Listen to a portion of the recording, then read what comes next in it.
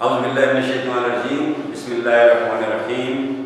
Class آج کا دوسرا لیکچر جو کہ مولوی عبدالحق کے حالات زندگی پر تھا، اور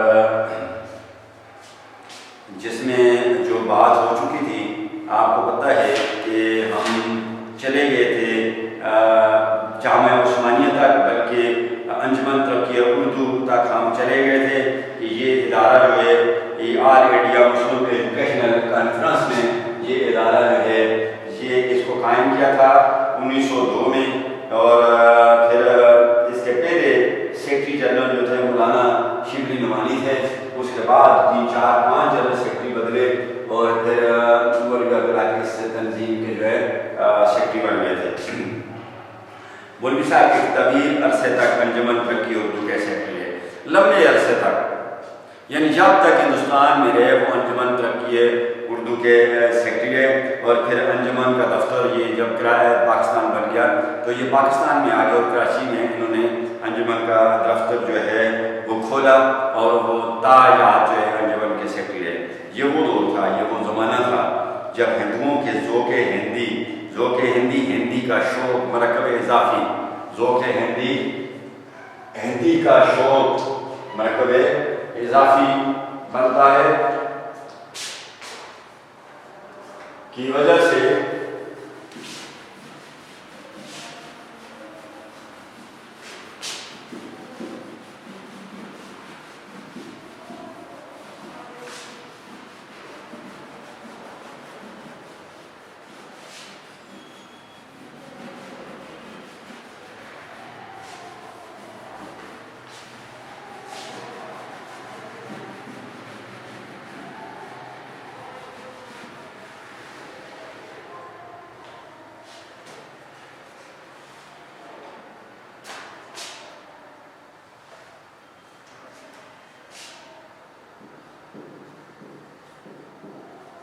ذوق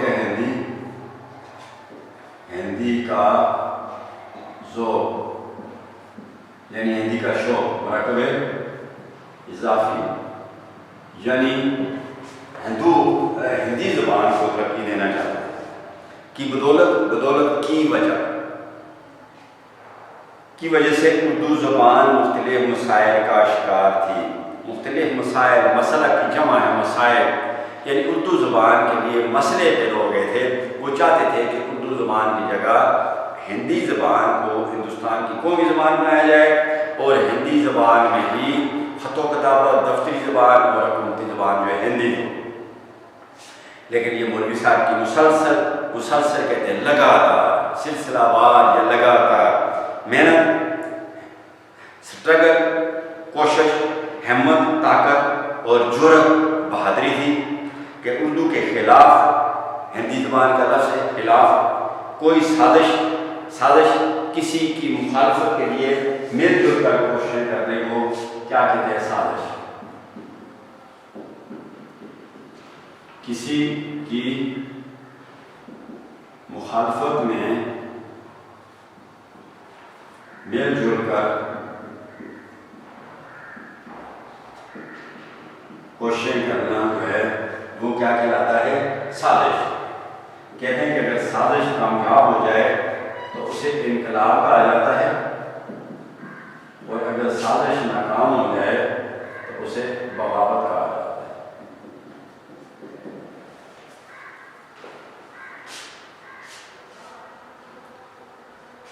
قیام پاکستان کے قیام کیا جائے گا؟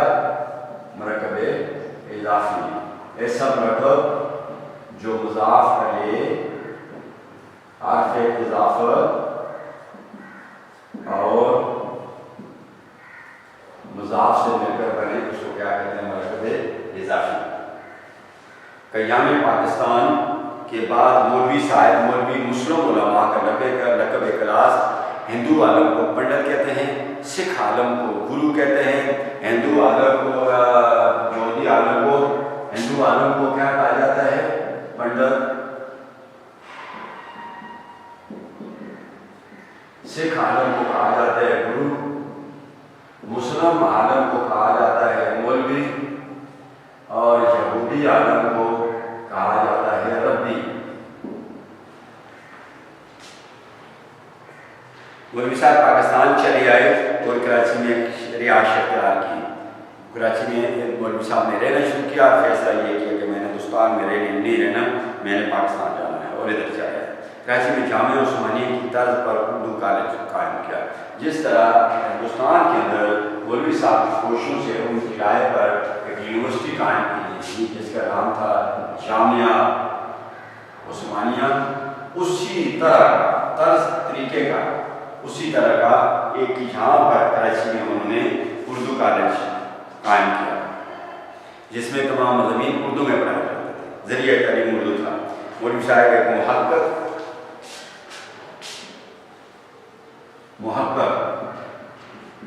یہ مولوی صاحب کی ادبی خوبی ہے۔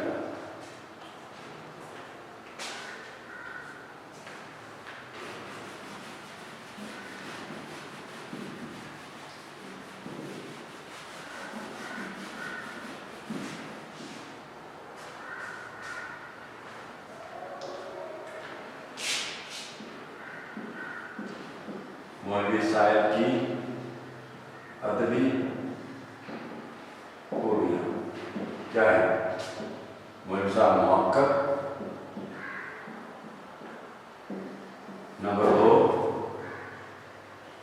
تحقیق کرنے والے، ریسرچ کرنے والے، کھوج لگانے والے، کسی بات کی تہ تک پہنچنے چاہیے، کسی کتاب کی علم کی تہ تک پہنچنے والے، اس پر ریسرچ کرنے والے کو کیا کہتے ہیں؟ محقق، ریسرچر، محقق۔ نقاد تنقید کرنے والے،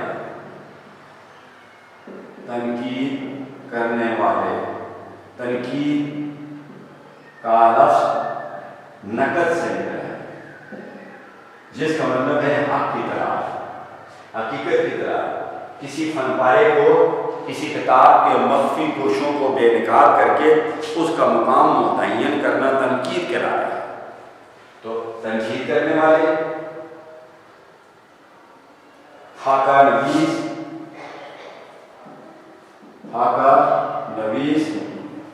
کہتے ہیں لکھنے والے کو۔ خاکہ میں نے آپ کو بتا دیا کسی شخص میں زندگی کے ایک پہلو پر لکھی ہوئی جو تحریر سے خاکہ کہتے ہیں۔ اس کے علاوہ وہ انشاء پرداز، 4 انشاء پرداز یعنی مضمون نگار۔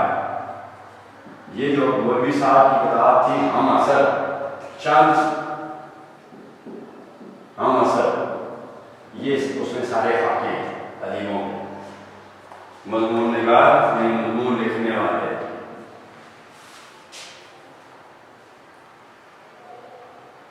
اور انشاء پرداز تھے بے ناقص۔ حیدرآباد میں قیام کے دوران انہوں نے بے شمار کیا استعمال کیے؟ سابقہ،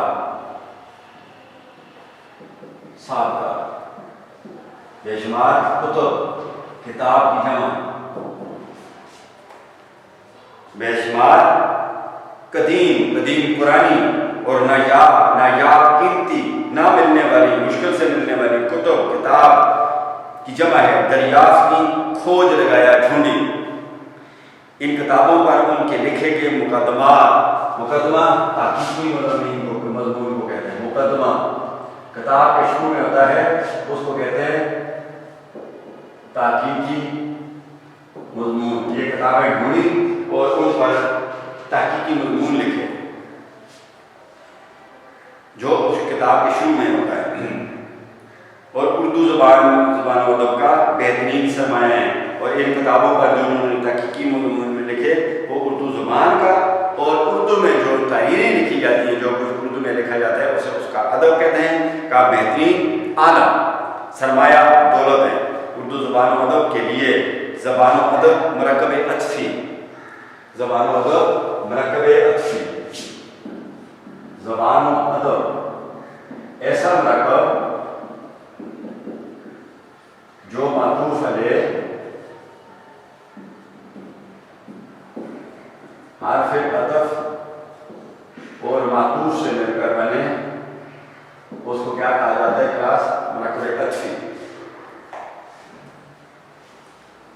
के लिए नाकाबिले फरामोश है, नाकाबिले फरामोश, अनफॉरगेटेबल, जो भूलने के काबिल ना हो, जिसे भुलाया ना जा सके, किरदार, कैरेक्टर, काम की वजह से उन्हें बाबाए उर्दू के नाम से याद किया जाता है। यानी इतने बड़े जो उन्होंने काम किए और उसकी खिदमत की, इसकी उर्दू की ज़बान की और उर्दू ज़बान को तरक्की देने के लिए कोशिशें की, तो उनकी वजह से मौलवी अब्दुल्लाह को कौम किसके नाम से पुकारी जाती है? बाबाए उर्दू के नाम से पुकारी जाती है। ये कौम की तरफ से उनको दिया हुआ नाम है और ऐसे नाम को जो कौम किसी को दे दे उसको क्या कहते हैं? लक़ब।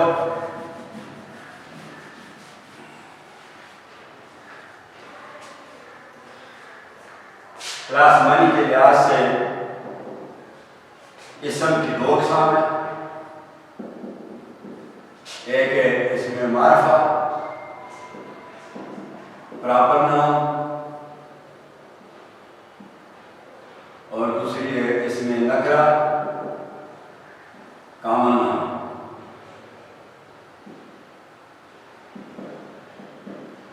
कॉमन नाम इसमें मारफा और इसमें नकरा, इसमें मारफा प्रॉपर नाम और इसमें नकरा कॉमन नाम। तो इसमें मारफा की 4 अक़साम हैं, इसमें मारफा की 4 अक़साम हैं। इसमें अलम, इसमें ज़मीर, इसमें इशारा और इसमें मौसूल। अब आते हैं इसमें अलम की तरफ। इसमें अलम की 5 अक़साम हैं। खिताब वो नाम जो हुकूमत की तरफ से मिलता है, लक़ब वो नाम जो कौम की तरफ से मिलता है, नंबर 3 उर्फ़ जो किसी खूबी या खामी की वजह से मशहूर हो जाता है, जैसे पप्पू, गुड्डू, इस तरह के। और नंबर 4 तखल्लुस, जब शायर या अदीब अपने पूरे नाम की जगह एक छोटा सा नाम अपने तजवीज़ कर देता है, जिस तरह मीर, गालिब, फैज़, ठीक है, ये उनके तखल्लुस हैं। और वो गज़ल या किसी के आखिरी शेर में अपने असल नाम की जगह इस्तेमाल करते हैं, उसे तखल्लुस कहते हैं। अंग्रेजी में इसको पेन नेम कहते हैं।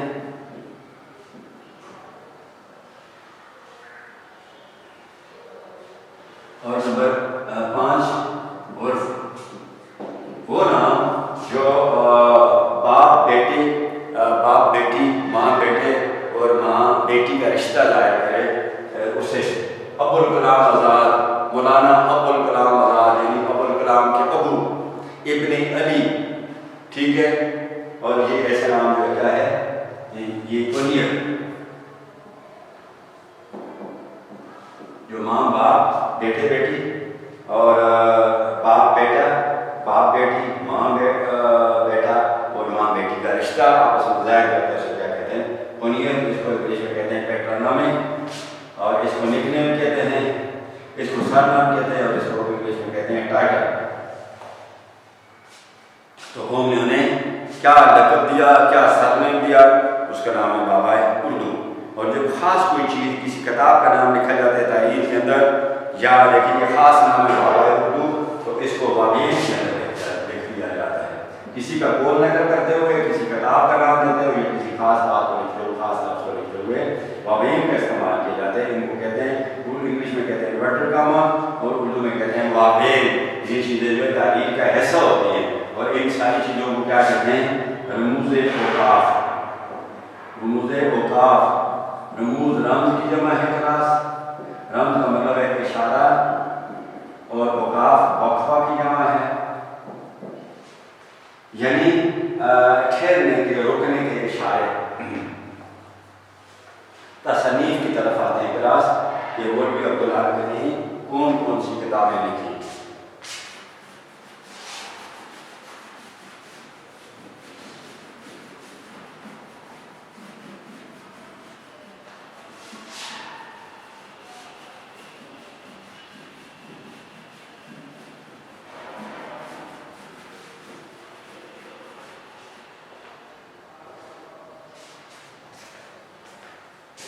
जहाँ हम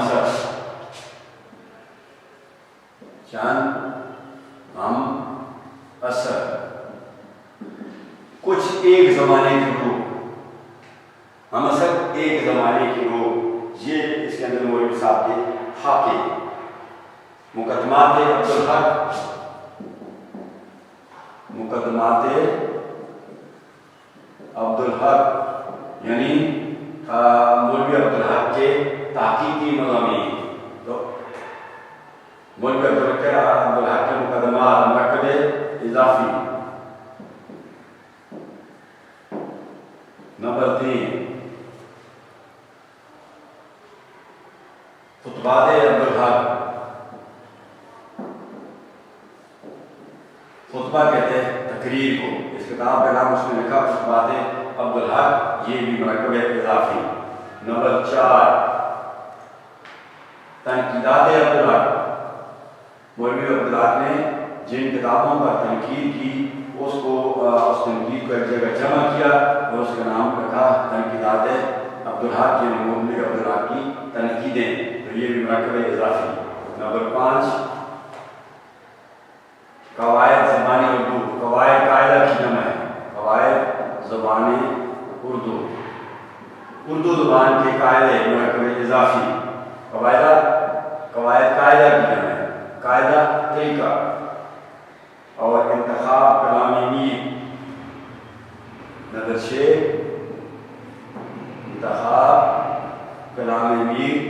मीर तकी मीर का खास कलाम मौलवी साहब ने अपनी मर्तबे के मुताबिक, अपनी सलीयत के मुताबिक जो बेहतरीन किताब जो है शायरी जो है उसने मुंतखब की, चुनी, तो उसको एक किताब के अंदर बना दी। वो किताब शायरी की उम्र के कोर्स में पढ़ाई जाती है वो, और उसका नाम रखा इंतखाब कलाम मीर, यानी मीर तकी मीर का चुना हुआ कलाम।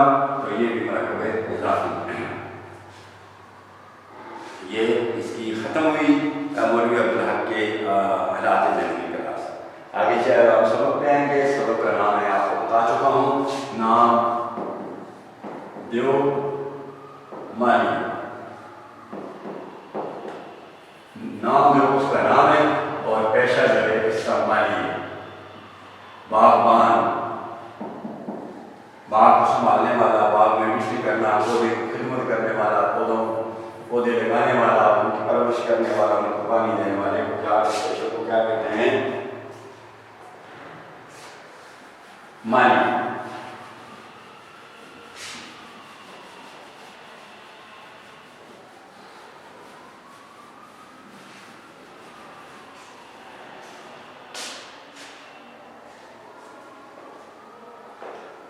नाम दोस्त मकबरा राबिया दुरानी, औरंगाबाद दक्कन का वाली। औरंगाबाद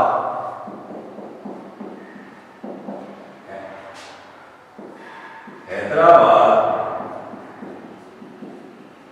दक्कन जो रियासत थी उसका एक शहर है औरंगाबाद। औरंगाबाद के अंदर एक मकबरा था। मकबरा कब्र की जगह या कब्र की इमारत किसका था? राबिया दुरानी, औरंगजेब आलमगीर की बीवी थी। औरंगजेब आलमगीर की बीवी थी। इसके बाद इस बादशाह, मुगल बादशाह के बाद मुस्लिम रियासत को, मुस्लिम हुक्मरानों को ज़वाल है। इसके बेटे मोहम्मद आज़म और काम बख्श के दौरान, हालांकि औरंगजेब अपनी ज़िंदगी में ही उनको रियासत तकसीम करके दे चुका था, लेकिन हर एक पूरी रियासत पर, पूरे मुल्क पर जो है हुकूमत करने के ख्वाब देख रहा था। इनके दरमियान में जंगें हुई और जिसकी वजह से वहाँ से बवाल शुरू हुआ और बेआखिर ये मुल्क जो है एक सारा इक़्तिदार जो है अंग्रेज़ों का चला। तो औरंगजेब आलमगीर की बीवी थी, उसकी कब्र की जगह थी, वहाँ उसने बाग लगवाया था औरंगजेब आलमगीर ने, और इसको राबिया दुरानी का लक़ब औरंगजेब ने उसे दिया था। राबिया दुरानी, राबिया का मतलब है चौथी। दुरानी एक अफगान कबीला है। इसका असल नाम, राबिया दुरानी का असल नाम था देवरास बानो बेगम। देवरास बानो बेगम। औरंगजेब आलमगीर ने इसको राबिया दुरानी का लक़ब दिया था। और जिस باغ کے اندر اس کی قبر تھی، قبر کی جگہ تھی، جمع ہوتی ہے مقابر، قبر کی جمع کیا ہوتی ہے مقابر. اور اورنگزیب عالمگیر کا اصل نام جو تھا وہ محی الدین تھا. محی الدین عالمگیر موریہ خاندان کا یہ چھٹا بادشاہ تھا. تو اس نے اپنی بیوی کو رابعہ درانی کا لقب دیا، اور وہ باغ کے اندر اس کی قبر تھی. اس باغ کے اندر جہاں رابعہ درانی کی قبر تھی اس کا یہ مالی تھا. ذات کا ڈھیر یعنی نچلی ذات کا، ادنا ذات کا. ہندوؤں کی وہ ذات جو کھانوں کا کام کرتے ہیں اسے کہتے ہیں ڈھیر، جو بہت نیچ قوم خیال کی جاتی ہے، جو بہت گھٹیا قوم خیال کی جاتی ہے. قوموں کا امتیاز مصنوعی ہے. مولوی عبداللہ کہتے ہیں کہ ان قوموں کا جو فرق ہے نا، امتیاز فرق، یہ بناوٹی ہے، قدرتی نہیں ہے. کیونکہ قدرت کسی کالے کو گورے پر اور کسی گورے کو کالے پر فوقیت نہیں دیتی. سب اس کی اللہ تعالی ذات کی پیدا کردہ لوگ ہیں، سب اس کی مخلوق ہے، پیدا کردہ مخلوق ہے. اللہ تعالی ذات نے کسی کو اچھا اور کسی کو برا نہیں بنایا. سارے لوگ اللہ تعالی ذات کی پیدا کردہ مخلوق ہے، اور وہ ان کا رب ہے. وہ رب العالمین ہے، رب المسلمین نہیں ہے.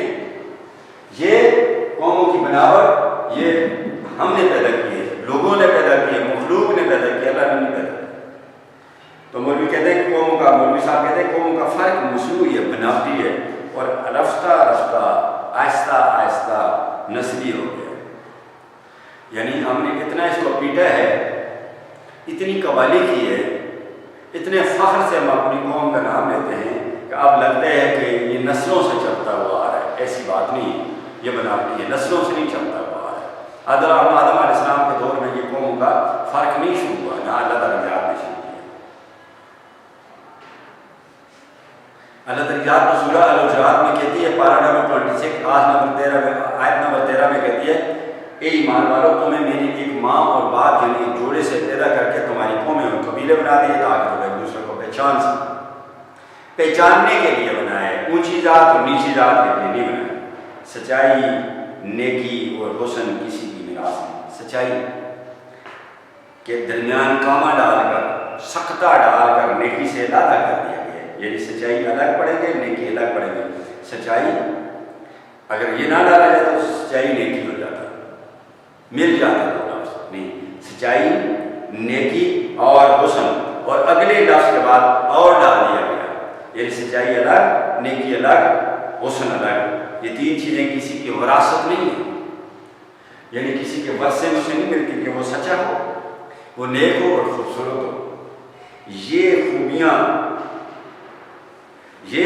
خوبیاں، یہ اعلیٰ صلاحیتیں نیچ ذات والی یعنی گھٹیا ذات والوں میں بھی ایسی ہوتی ہیں جیسی اونچی ذات والوں میں. حسن جس کو ہم نیچی ذات والا کہتے ہیں وہ بھی حسین ہو سکتا ہے مولوی عبداللہ کے بقول، اور جسے ہم گھٹیا ذات کہتے ہیں وہ سچا بھی ہو سکتا ہے، اور جسے ہم گھٹیا ذات والا کہتے ہیں وہ نیک بھی ہو سکتا ہے. آگے ایک شعر کوٹ کیے کلاس اس نے مولوی عبداللہ نے، کیسو کو کنو یہانی،